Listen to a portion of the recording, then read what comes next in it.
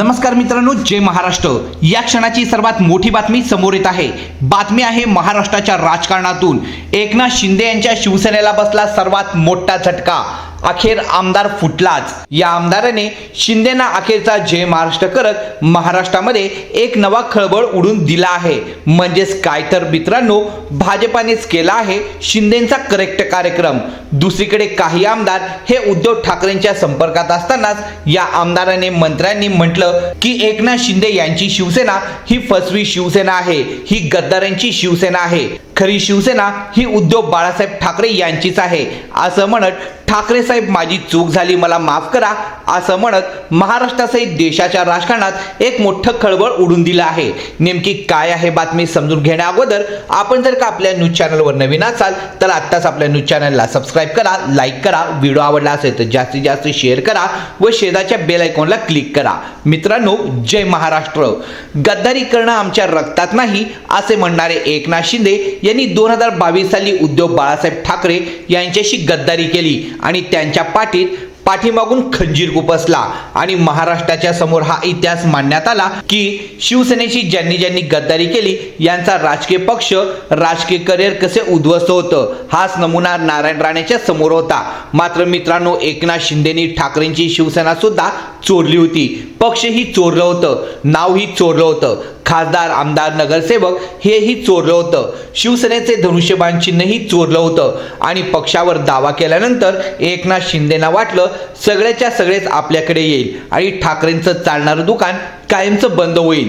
घडलं मात्र नेमकं त्याच्या उलटच। इकडे उद्धव ठाकरेंच्या शिवसेनेत रोज नवीन शिवसैनिक जोडले गेले आणि जे गद्दार होते, ज्यांनी एकनाथ शिंदे यांना साथ दिली, आमदार गेले, खासदार गेले, बडे बडे नेतेही गेले आणि दुसरीकडे मात्र इकडे उद्धव ठाकरेंच्या शिवसेनेत कट्टर, निष्ठावंत आणि सच्चा शिवसैनिक, नवे शिवसैनिक जोडत गेले। ही ठाकरेंची कमाल शिंदेंना जवळून ओळखता आली नाही। मात्र ठाकरेंना सोडल्यानंतर शिंदेंना समजलं की ठाकरे नावाचा ब्रँड हा फक्त मुंबई पुरताच नाही, महाराष्ट्र पुरता नाही, तर संपूर्ण देशभरात ठाकरे नावाची दहशत, ठाकरे नावाचे जाळं हे आजही संपूर्ण महाराष्ट्रामध्ये, देशामध्ये पाहाव्यास मिळत आहे। मित्रांनो, आजही तशाच प्रकारे एकनाथ शिंदेंना सोडणाऱ्या आमदारांच्या पाठीमागे बहुतांश नेते हे शिंदेंच्या जवळचे आहेत। यामध्ये पहिल्या क्रमांकावर येते एकनाथ शिंदेंना सोडणाऱ्यांच्या यादीमध्ये ते म्हणजे महेश शिंदे।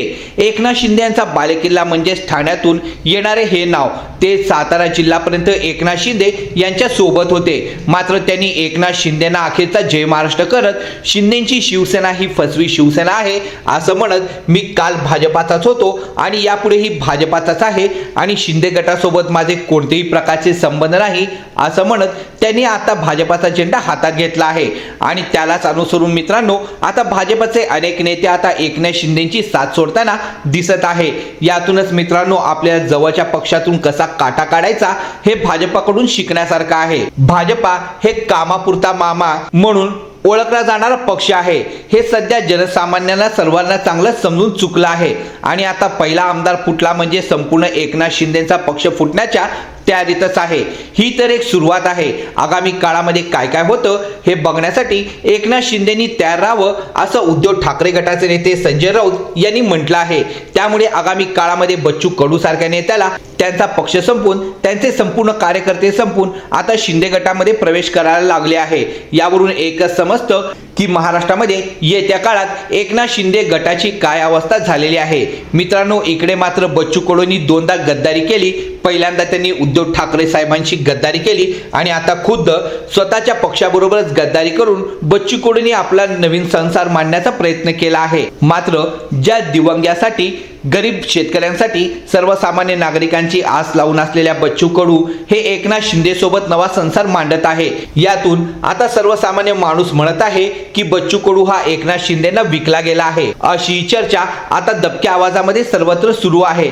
त्यामुळे बच्चू कडूंना नेमकं साधायचं काय होतं, स्वतःला आमदार पद घ्यायचं होतं का स्वतःला मंत्रीपद घ्यायचं होतं, म्हणून त्यांनी स्वतःचा पक्ष खल्लास केला आहे। अशा ट्रोल आता सोशल मीडियातून बच्चू कडू यांच्यावर जनता करत आहे। त्यामुळे एकनाथ शिंदे यांच्या इकडे होत असणारी पडझड आणि दुसऱ्या पक्षातून नेत्यांना येऊन आपल्या पक्षात करून घेतला जाणारा प्रवेश ही शिंदे गटासाठी मोठी अडचण आगामी काळामध्ये त्यांनाच खूप महागात पडणार आहे. मात्र असं म्हटलं जातं की एकनाथ शिंदे गटामध्ये सर्व काही अलबेल नाही. आता हळूहळू शिंदेचे आमदार अनेक मंत्री हे शिंदेची साथ सोडतील. मात्र पहिला झटका त्यांच्याच बालेकिल्ल्यातून म्हणजे ठाण्यातून झाल्यामुळे आगामी काळामध्ये राज्याच्या राजकारणात खूप मोठे धक्क्यावर धक्के बसतील. ही या क्षणाची सर्वात मोठी घडामोड सध्या म्हणावी लागेल. या व्हिडिओबद्दल आपलं काय मत आहे कमेंट करून नक्की कळवा. व्हिडिओ आवडला असेल तर जास्तीत जास्त लाईक करा, शेअर करा आणि अद्यापही आपण आपल्या न्यूज चॅनलला सबस्क्राईब केले नसेल तर लवकर सबस्क्राईब करा व शेजारच्या बेल आयकॉनला क्लिक करा.